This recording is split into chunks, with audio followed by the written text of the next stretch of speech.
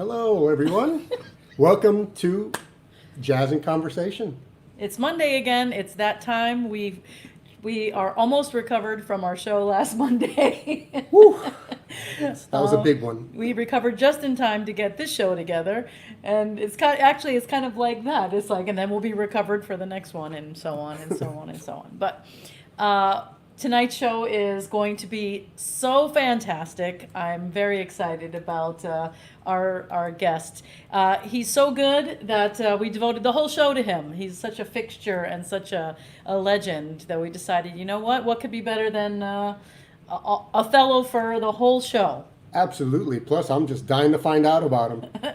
You know what, I was thinking about that. I as far back as I can remember, he's been just Othello Molineaux, just the impresario, the guy of steel pan, and I've seen him so many times. I've watched him perform. I performed with him, and I don't really know much about him. So I'm excited about finding everything.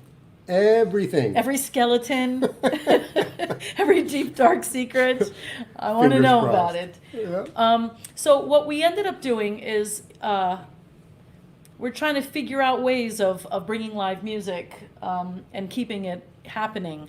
So a lot of our performances from last week were recorded specifically for our show, and they were recorded like the week before, because it's really scary to try to do these things, performances live, because we just don't know about the weather, and we're trying to keep everybody safe, so we're doing them outside.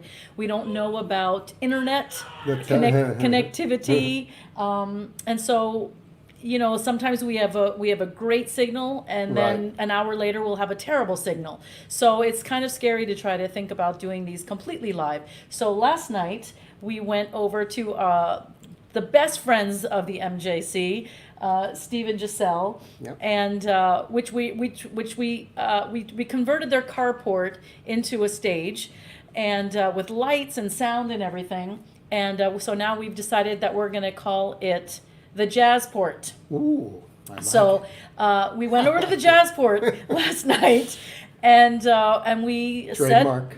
set up and recorded live. We recorded a whole live set of Othello and Abel Pabon and Abner Torres and this guy over here, Nikki Orta.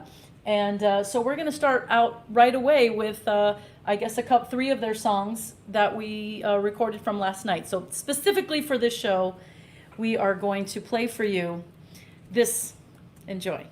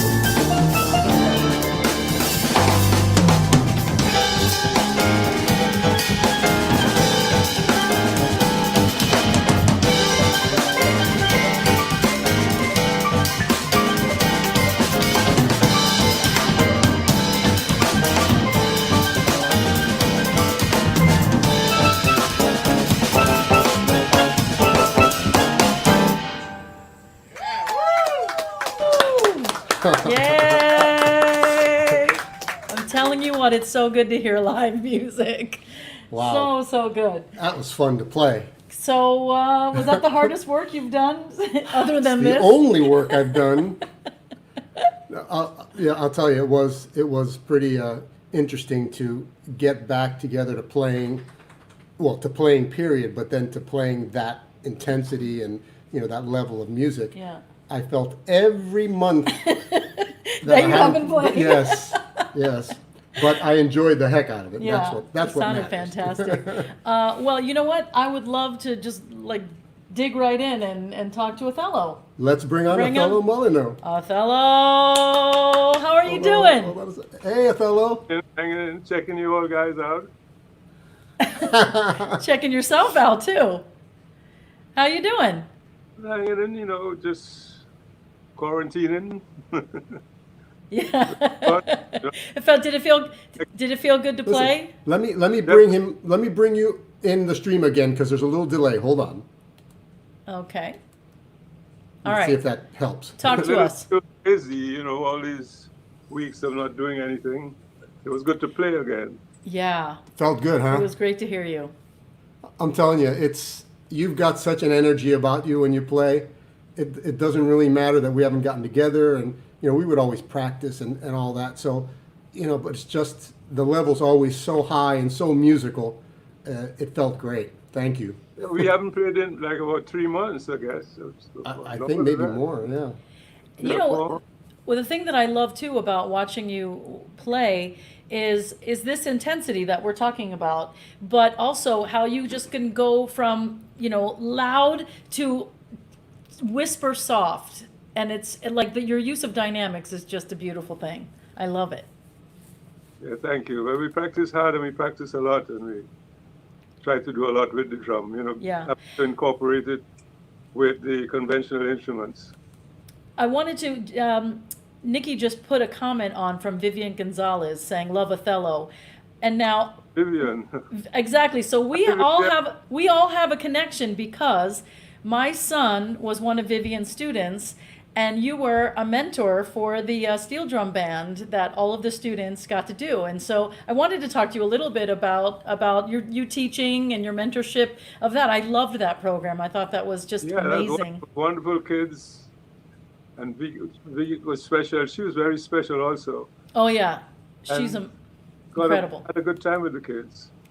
And you where else are you going to find a steel drum orchestra in Miami, Right. of all places, you know?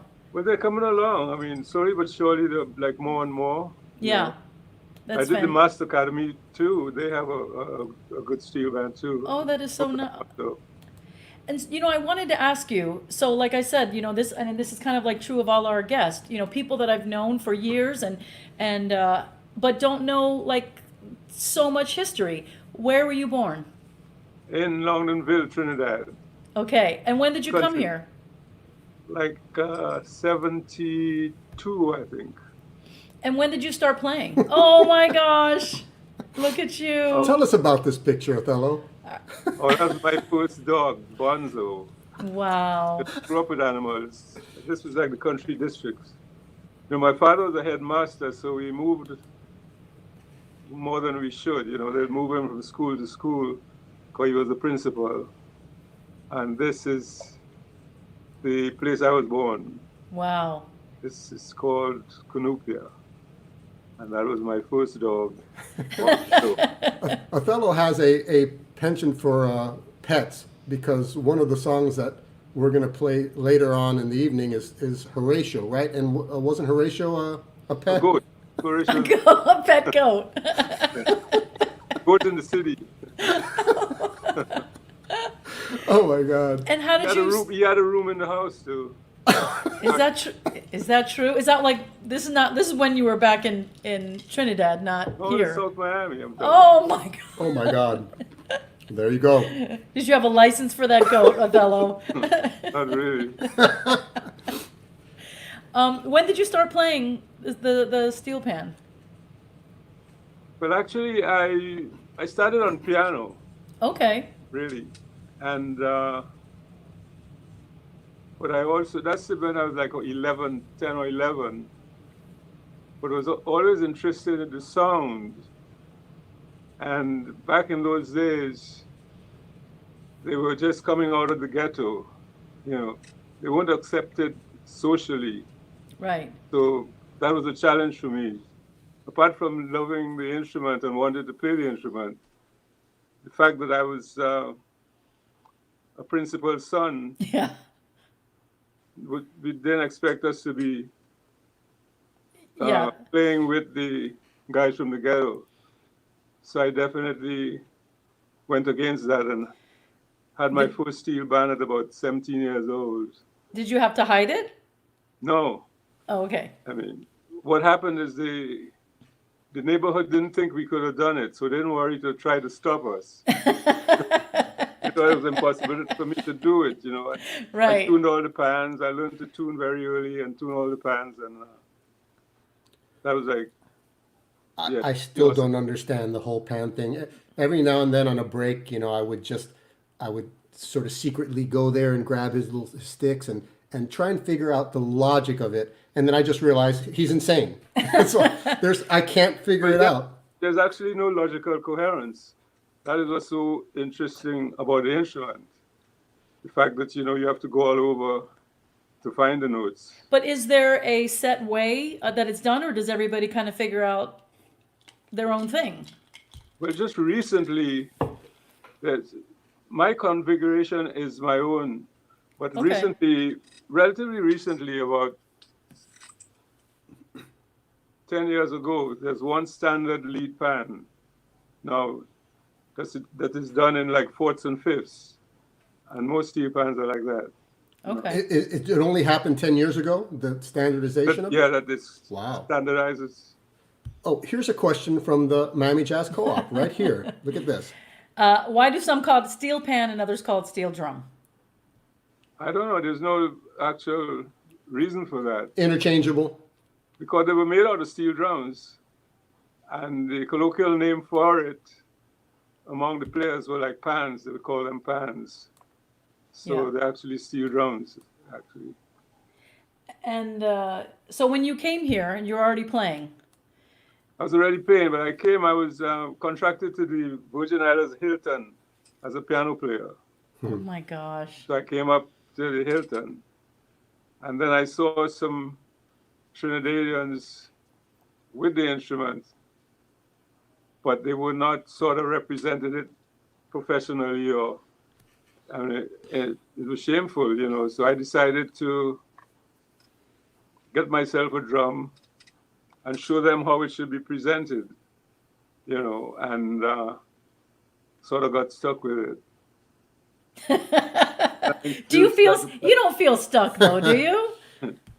But then I started a steel drum program in St. Thomas and put the steel drums in 6 of the high schools. Wow. And it sort of blew up from there in St. Thomas. Now, how did you come to the whole jazz thing? Because you are, as far as I know, the trailblazer Yeah. for jazz steel Well, I drum. came from the piano. So, you know, I was playing piano early. So I came from that and just sort of transposed it to the instrument and just stayed there. I haven't played the piano in about 50 years. So we couldn't hire you to do a gig on piano? I'm sure if the pay is right. What, but was there some song or some player that you heard that kind of made you decide to kind of take the jazz route, or? Well, jazz was in my house. My bigger brother was a piano player also. Okay. So there are a lot of jazz albums, George Shearing, and stuff like that that I listened to at a very early age. So, and he belonged to a little jazz society that had meetings at each other's houses once a month. So when they came to my house, he asked, and so I was listening to the meetings, you know. So he asked me to whistle a George Shearing solo. What? But I didn't know I knew it. I was shocked. I didn't know I knew it. So they were listening to me in the house, and I used to whistle all of these solos, you know, all the George Shearing solos. Yeah. So I went and I did it, and, you know, I was surprised. I just learned something. I didn't know I did it. Now, so Those when are the you days of George Shearing and Johnny Smith and oh yeah, guys like that, yeah. if that doesn't get you, nothing will. Now, when you were playing at that early age, because you said your steel pan is your own configuration, did you start on like how did that happen? Did you start on some? Was there some sort of standard then, or did you just have Did you come upon the first pan that you could find, or how does that work? But I tuned my own pan. I sort of hung around the yards and see what they were doing, and I tried, and then I was able to tune my own pan. Wow, it still boggles my mind. And Even because to me, tuning is like moving a peg. But what do they have to like make dents and stuff? Is that what So tuning you is? stretch the drum first, and it makes a little more. It also makes a little more room, but the drum itself has to be stretched, so there would be some reverberation with the steel when you go for the notes. Right. Well, we have a question. Did you ever want to play the drums? Play The drums. The actual drums. you mean the regular? Yeah, just the drum without set. without the melodies, like the percussion aspect. played around But you're a with- super percussive guy, and I do know that you like to play percussion. Yeah, Like I when played you're not. drums in Trinidad also. Yeah. But after I started to play the steel drum in St. Thomas, I decided to try to present it to the world and have it caught on. So I just stuck with that. Right. Now, of course, this is moving forward quite a few years, but everyone of my generation, of course, in the mid '70s, discovered, Jaco Pastorius, and it just so happens that two of his solo album, which was a milestone in changed everything forever for electric basses. But also, I actually came to him from the Heavy Weather record, but then I went right back to his solo album, and you were all over that. So how did that come about? How did that meeting take place? But when I got to Miami, I had like a quartet, but I was using like two drums. I played one, and I had a friend play the other one. We had like a piano, bass, drums, which wasn't seen in Miami yet. So the first audition that I had was in a club that Ira Sullivan was playing in. And 19-year-old Jacko was the bass player. So we went in there, forgot the name of the club, but, and did an audition, you know. And Jack was very impressed because he never, you know, he went on this ships, tourist ships. He played on tourist ships. He was aware of the instrument, but he never heard jazz played on the instrument. Right. Right. So that is what interested him the most. You want to But play? apart from that, we were like kindred spirits. We had a connection right away that went much deeper than just admiration. And one of his children were born the night before that. Wow. Mm. And he sort of like connected that event with our meeting, you know. Oh, okay. Oh, wow. And our relationship was really profound. It went far more than the fact that he dug the instrument or dug what I was doing with it. Right. And we were connected then forever. He said Right. we were going to die together, Mhm. but he Well, lied. Yeah, I'm glad. I'm very Hey, glad. can we play a little clip of the concert that you did in, I guess it was 1982, in Montreal, playing the chicken? How about we do this?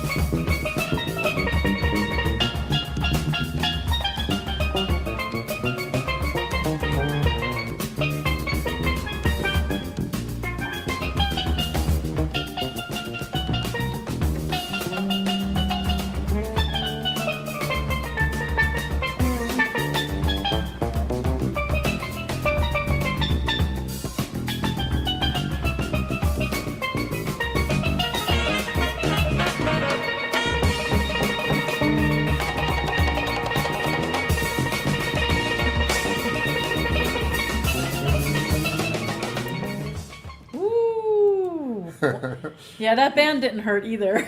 Yeah. I guess that's the way Fretless is supposed to sound. Wow. Yeah. That's a young Bobby Minster. Yeah. Yeah. Yeah. Yeah. So we have some other pictures here that I guess correspond to that circle of musicians. We have you and Toots. Oh, he was an angel. That guy was talking about special. Wow. He's more than special is an understatement. You know, it's when someone like Othello, who's just got this great melodic sense and, you know, harmonic sense and playing great notes. There's been many times during breaks on gigs that we've had together where the subject of Toots would come up, and Othello will turn to me and say, like, you know, or we might be listening to something of his, and it's like, how does he do it? How does he do it? Why does he think of those notes? And Yeah, you know, it's pretty spectacular. he's But listen to something very, very special. Yeah. Jacko Yeah. called him to do a gig, and he was very sick. So he told Jacko, you know, Jacko, I'm really sick, man. So Jacko says, bring a nurse. And he came with a nurse. and he did. Oh my So God. there you go. But with the big band, with the band, Oh, that's amazing. That's when special But- meets special. Yes.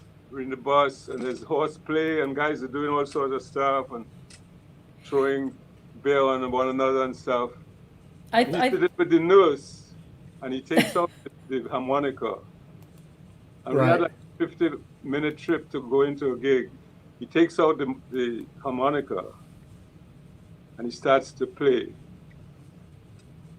And it was silent from that point right to the gig. The bus just was quiet. Got Yeah. off the bus. Nobody said a thing. They just we played the gig. We got back on the bus, and it remained quiet.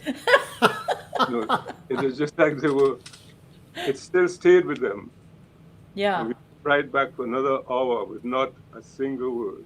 Wow. The stories of Toots and that feeling that he conveyed are legendary Telling too. you, it's- Rumor is that during those Brazil project sessions, the same thing. Like when he went to play, all these Brazilian composers and artists that were on those records went to the studio to hear him, and they said they were just in tears. They tried, yes. They say after when the session was done, they just sat in the studio and cried.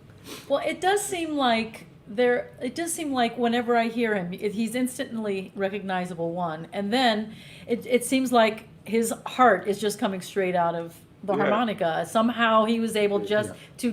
to get straight to the heart of it. Period. And his soul, man, he's just a special Yeah. soul. And we When- stayed in and- touch until he died, you know. Like I spoke to him the day before he died. Wow. Yeah, sweet. But- I was lucky enough to play with him a couple of times, and he was so humble and sweet and lovely, and not pretentious or egotistical, or all the things you want to believe can happen in somebody he's a- of that In a stature, legend, in a yeah. legend. Yeah, and of course you sort of continued on the legacy, right, with the Pastorius boys. Yeah. Yeah. Oh, yes, that's the Pastorius boys. Yeah. Boys, I say. Yeah. That's just, I'm old. Men. They're younger. The men, the Offspring torchbearers. generation. Yeah. Both super talented Yeah. musicians. So I Yeah. guess you kind of mentored them as well. Yes, they were like about two. Wow. For sure. So now tell me about this, because I know you played quite a few years with Monty Alexander, right? And I just discovered this, searching Ivory through and the Steel. archives. Was this the first recording you did with him? Can't remember. I don't think so. This was after that, I guess. Now I saw that there was a really cool video, and maybe you can tell us about what the song is afterwards. But there was this really calypso sounding song, but with cool changes. So tell me what this is afterwards. What?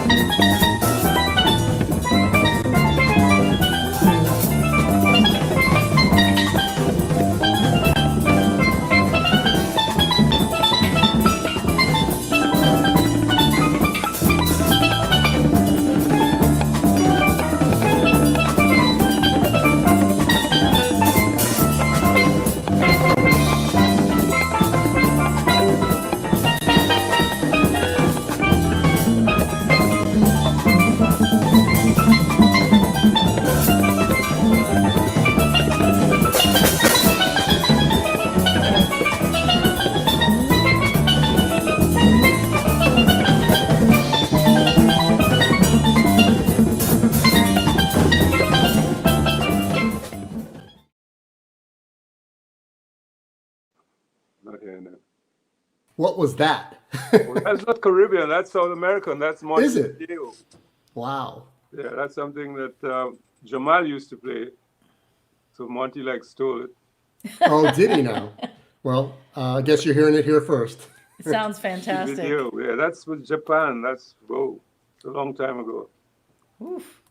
And of course, you did tour with Ahmad quite a bit, right? Yeah. And now here, this was a find. Tell them about this. Yeah, so we're looking, we go on YouTube or Google. We Google Othello Molineaux to see what's what, and we find this that you played on a Chicago record. You never told me about that. And so we're gonna play it, just a tiny little clip, because we thought it was so cool, because that's what we grew up on.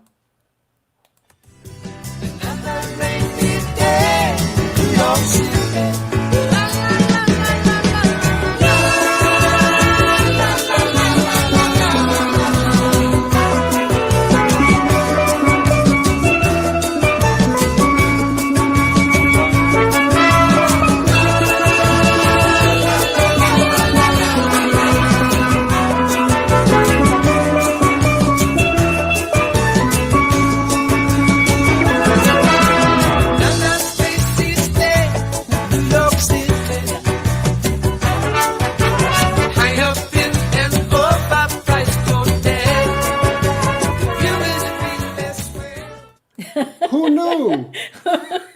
You were a pop superstar. Yeah, a whole different thing to me. I'd go into high schools and they would know it. They all would know it. That Really? is amazing. That's so cool. That's what the next time I go see you live, I'm gonna request that. Another day, New York City. Yeah, that was just before Spyro Gyro. Oh, Wow. okay. That is what brought Spyro Gyro on the scene. I could totally hear that, Yeah, actually. for Yeah. sure. So we were thinking about all the things that people could do while quarantining, if they're not able to go to work, and a lot of people are exercising, a lot of people are cooking, but we thought that the perfect thing to do would be to get your book, Beginning Steel Drum, and practice, right?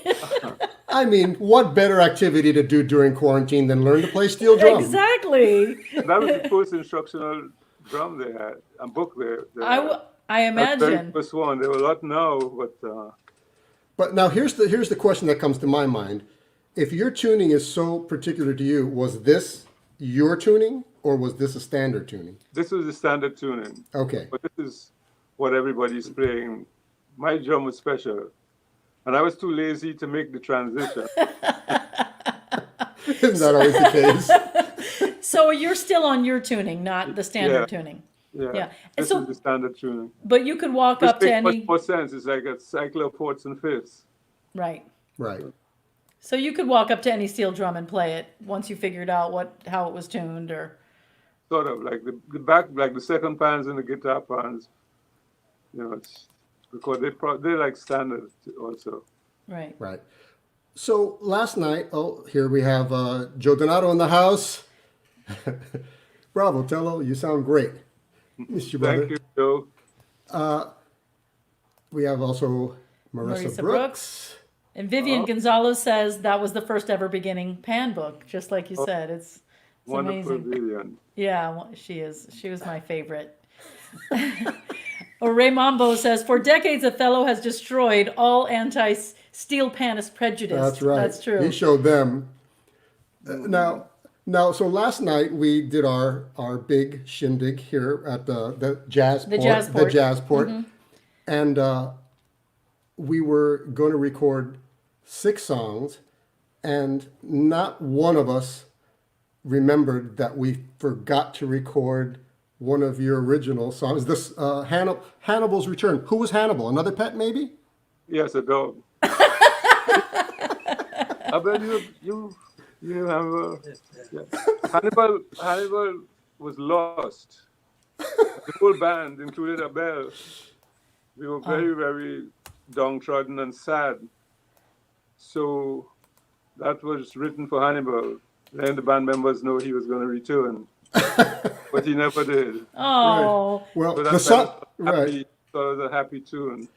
So the song didn't return either last night because we started our sound check with it and we forgot to record it. But it turns out that several years ago, great friend of and musician that I know, Carlo Magno Araya, had his was doing his doctoral recital, and we did he did a wonderful concert, and we did play Hannibal's Return with Othello on that concert, and this was with the Araya Orta Quartet. So that was Carlo Magno and his brother Ramses and me and my brother, the late great Mike Orta, and I thought it would be a great way to add that song to the set. So Sure. how about we give that a listen?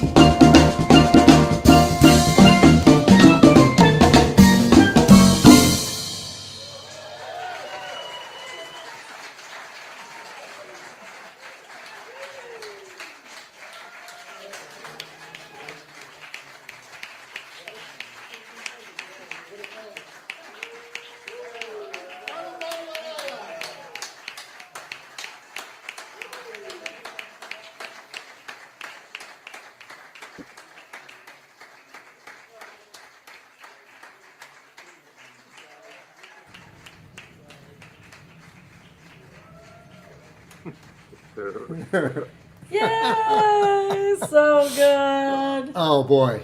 That is a fantastic song, Othello. Oh, Yeah, that's supposed to be very happy. That's to lift the guy's spirits. It's so good. And so But Hannibal never came back. he did not? the story does not have a happy Oh, that's ending. pretty sad. But it comes off of your record, It's About Time, which people can find, Yeah. right? If you know, on all of the Yeah, but great. So That and the book are still available on Amazon. I checked it out. there you I go. can vouch. That's fantastic. Well, I forgot what I was going to say. Oh, I don't know. I don't know. I usually know what you're going to say. I know, but can't help you there. So we do have 2 more songs from our live set last night. Before that, Jesse Jones thought that was super fantastic. You're right, Jesse, that was super fantastic. Jesse Jones. So let's listen to the last 2 songs, and then what do you want to do? And we'll come back and say goodnight. And So we'll come back talk after this set of 2 songs with the Othello Molineaux Quartet. So this was recorded last night at Stephen Giselle's Jazzport. The jazz. And it's really kind of a fun place with all the nice lighting and the good sound. Thanks to Brian Kennard, who came out and videotaped for us, which was great. I mean, videotape. Well, we use my phone, so I am the videographer, I guess technically. Yes. Wow, you're expanding your horizons. But he came out and did sound, and so that was great. But we wanted to let you know that we had an offer from an anonymous donor to match. If you the first $200 that goes in the tip jar. So we just want to kind of say, hey everybody, Bring it on show in. the love. We are watching musicians tonight that have not played together or at all in about 2 months, and so more than that. So this is how we make our living. So and all of the tips that from this show will be given to the band. So we would like to see it as big as possible. So if you can, we really would appreciate it.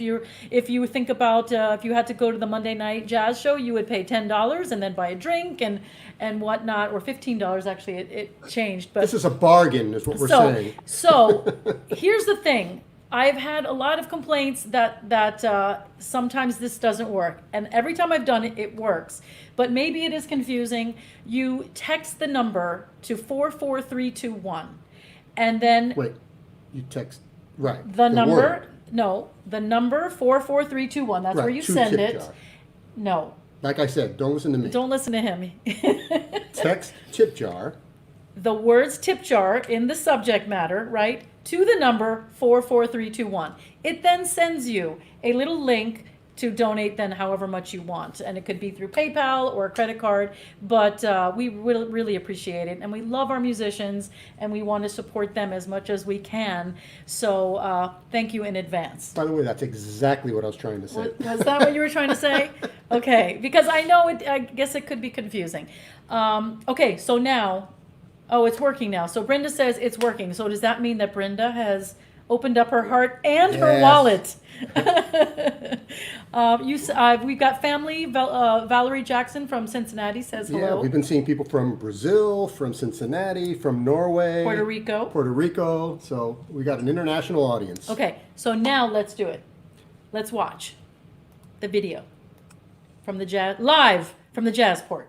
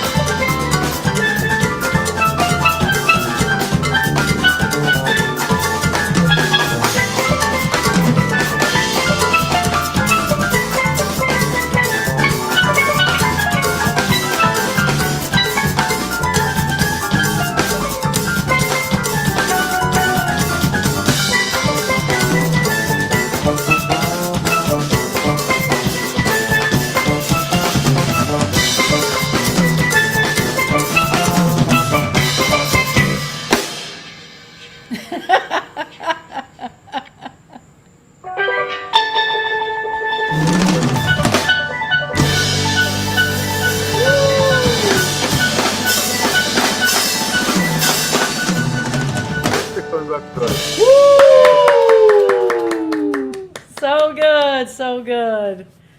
That felt good. Certainly. Othello, you sound so good. And the guys in the band, we got to say, Abel Pabon on keyboards and Abner Torres, they're just so fantastic, and they always give 100%, and there's so much energy and interest going on all the time. It's so easy to play with people like that. And of course, you, Othello, are completely unique. Fantastic. What is a pleasure. It's so much fun to see your face and to hear you play. Thank you so much for coming on the show and making us happy. Thanks for having us. Want to let everybody know. So also, I was thinking when you were playing Horatio, what a fantastic song that is also. Yeah. And it is from that "It's About Time" Othello CD. And Nikki, you said I have not heard it now that, but now Oh that my God, I think it's a masterpiece. You pick it up. Everyone who's listening, just order it. Google it. Do whatever you have to do. But it's an amazing. Every song is strong. Yeah. And I remember the days when that used to be the case, right? Yeah, Just that the whole was. album from beginning to end is incredible. Do you think, Othello, about recording another CD anytime soon? Yes, we are. It's in the works. We Oh. actually started already, but had to stop. But it's in So the good, works. good news, something to look forward to. That's fantastic. God, I can't wait to play venues, and I mean, thankfully we have Steve and Giselle to have opened their jazz port, The jazz port. to us. So that was really probably the most fun I've had in a long time. And but I can't wait till we have actual venues to go to, and none of us are really that optimistic that's gonna happen anytime soon. But in the meantime, we're gonna just keep doing whatever we can, right? Yep. Yes. You're So, doing a great job too, man. You're helping us well, out a lot, you know. thank Other you. musicians around are really thankful for that. Well, it's our pleasure, and Yeah, We must do what we can to keep the jazz alive well, you're because, doing fine. Right? you know, yep. that's what it's all about. Those are Steve. We want to thank you so much. You are fantastic and You're very welcome. such a lovely, lovely man. Absolutely. And we'll get together once this thing is over and it's safe to do so. Let's get together and at the very least have a good lunch and talk about our future plans. For sure. Thank you so much, Othello. Ladies and gentlemen, Othello Othello Molineaux. Molineaux! Yeah! All right. That was, wow. Inspiring. Like I said, I have not heard live music. To go to the jazz port last night and I actually, like that, by the way. yeah, That is good. it is Jazz fun. port. Yeah. If we keep doing this, there might be a way, because it's outside, there might be a way to have a very small audience on the nights that we record, and then air it the next night for the rest of the lucky people. But so that is something to think about. I think that could be really interesting. Jesse. What's coming up? Let's talk about this. Okay. We have our Thursday night listening party, and this is a guy who's near and dear to my heart. David Leone is going to be doing it on the sweet and lovely voices of the alto saxophone. I have known David since he was in high school. He went to New World School of the Arts and studied with Jim Gager, and he has just turned out to be the most, well, even back then, I remember him being so lovely and thinking to myself, wow, for a kid in high school, he has such great manners, and he's just so thoughtful. He was just a really good human being at that age, and now, and still to this day, he's so great. And so that's gonna be fun. I'm looking forward to hearing his show. And then, wow, next Monday night, That's a big one. we are doing the Grammy winners, and these are going to be guys from our community, our very own John DeVersa, Brian Lynch, Daphnis Prieto. We're going to be on air with all three of them, and we're going to be talking about their music and listening and watching, and it should be a good one. I'm really looking forward. It's all been good. Music is life. That's there. Said Absolutely. it. Mic drop. We ask that you like and follow the Miami Jazz Cooperative page on Facebook and subscribe to our YouTube channel. They will let you know when we're doing something live. Give us comments if you have any suggestions. We are open to them. Absolutely. And only good things, though. No, that's not true. We'll take your criticisms also. And we thank you so much. It's really great to be able to be in this wonderful music community and giving all this stuff and trying to keep the music alive, like I said. So we will see you on Thursday for our listening party, and then again next Monday night with John DeVersa, Brian Lynch, Daphnis Prieto, the Grammy winners. Good night. Good night.